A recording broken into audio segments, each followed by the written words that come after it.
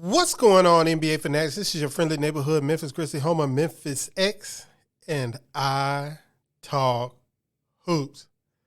Today, I will be talking about the Grizzlies facing the Dallas Mavericks and the Grizzlies still being fine in the West. But first, every hero needs their theme music.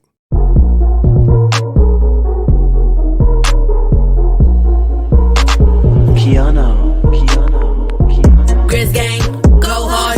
Baddest in the game, we be on one. I talk hoops, so secure. All up on the court, but we gon' score. Memphis bringing heat straight from Tennessee. Diamond spiking, let's go more. He that MVP. This is Memphis X with iTalkHoops. While you are here, please like this video, subscribe to my channel, and hit the bell to be notified every time I drop a video. I have a goal to reach 3,000 subscribers by the playoffs, and I'm going to need your help to get there. Thank you. So tonight, the Grizzlies are at FedEx Forum at 7 o'clock. They will be facing the Dallas Mavericks. And the most interesting part of this night will be that Luka Doncic is supposed to return to the game today. He's been out a few games. He's supposed to return. As you know, he missed the last two games that the Grizzlies faced him. And, of course, our resident villain, Dillon Brooks, has been talking mad shit about Luka Doncic, saying he was not quite ready to come back to a physical game the last time they faced each other, last time the Grizzlies faced the Mavericks. And I am sure Luka took a little umbrage to Dillon Brooks blowing kisses towards him as they beat the Mavericks in the last game. So I am looking forward to tonight's matchup. Dillon's probably looking forward to tonight's matchup, especially if Luka Doncic plays. It will be interesting, of course. And if not, it'll be interesting to see him matched up against Kyrie finally, because that's what he said he wanted. Like I said, it's going to be a very fun game. Of course, this might be the first night we see Ja Morant back at FedEx Forum. He will not be playing tonight, but he should be on the sidelines with his teammates. And that is good. So Ja Morant's going to have a good 10-game run at the end of the season to get back in shape and get back in rhythm before the playoffs. And then we're going to have a little break. Hopefully we can get Steven Adams back before the playoffs. But I've been listening to a lot of podcasts, and everybody seems to be so confused about the Western Conference. Everybody has distaste for everything that's going on in the Western Conference, especially since they were so ready to crown the Denver Nuggets the kings of the West, and then all the flaws of the Denver Nuggets started to show up game after game. Teams just started keeping Jokic in the pick and roll and just murking Denver's off defense. And, you know, Jamal Murray's kind of been off and on. So it's been a little bit of a slowdown for them. And, of course, they've kind of basically, you know, sold up the first seed in the West. So they might have taken their foot off the gas for a bit. But it's still concerning because teams have basically intentionally attacked Jokic, the two-time MVP, who was headed for his third MVP before the last 2 or 3 weeks happened. And everybody's kind of realizing that Phoenix doesn't have any depth. Nobody trusts Sacramento. The Warriors keep losing on the road. The Clippers keep losing. Anthony Edwards got hurt, you know.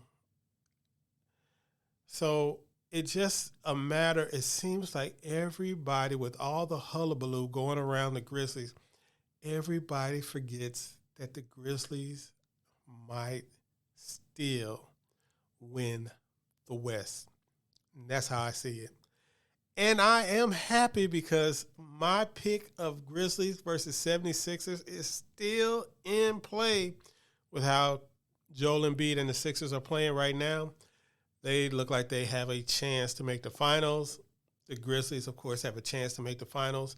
And the reason why I say the Grizzlies are still fine in the West because the fundamental things in the West has not changed. The top teams, Denver, Sacramento, Phoenix, the Clippers to an extent, the Warriors, I don't know, whoever else you want to say, none of them have an answer for Ja Morant. Now, of course, the Warriors could get Gary Payton back. He might be sort of the answer.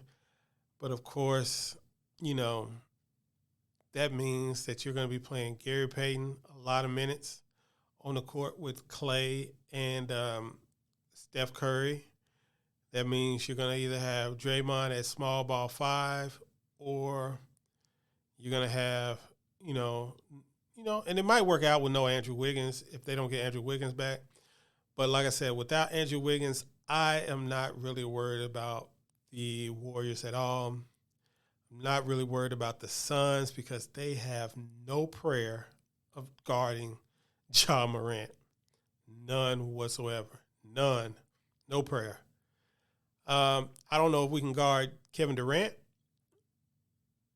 but I know that we've gone up against Durant and Kyrie and come out victorious. So I don't see this being any different. I think we can keep up with them offensively, and I don't think they can keep up with us defensively. That's just the way I see it.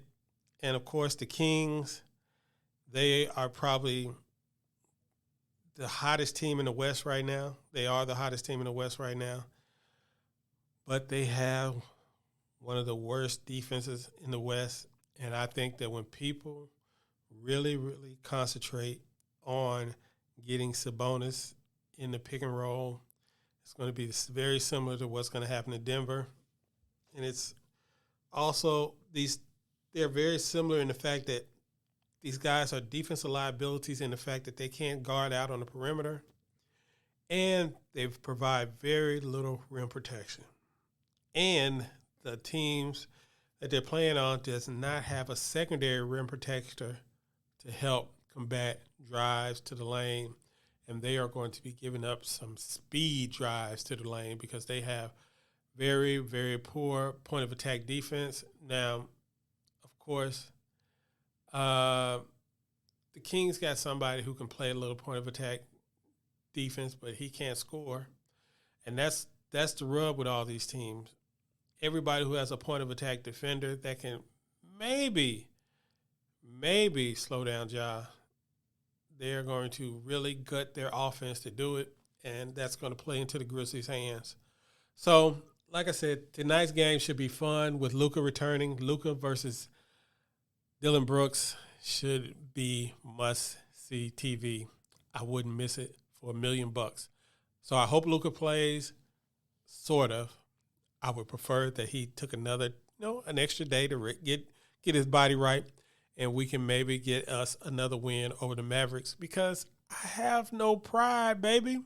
I will take easy wins over injured teams any day at this point of the season. Peace.